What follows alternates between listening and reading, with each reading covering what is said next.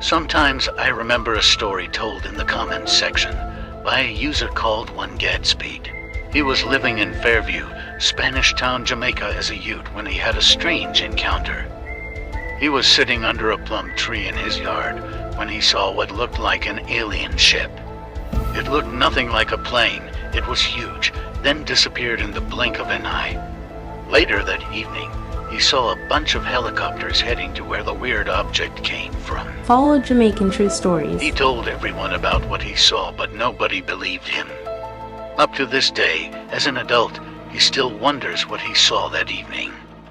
It is very rare to hear a story of a Jamaican alien sighting or encounter. A lot of Jamaicans did not believe in the existence of aliens until the US government told the truth about alien existence the other day. Who were the people flying the helicopters that One Gadspeed saw after he saw the spaceship? Did the Jamaican government know something about the existence of aliens this entire time? What are your thoughts about the existence of aliens? Have you or anyone you know had an encounter? Share in the comments below or send us a DM.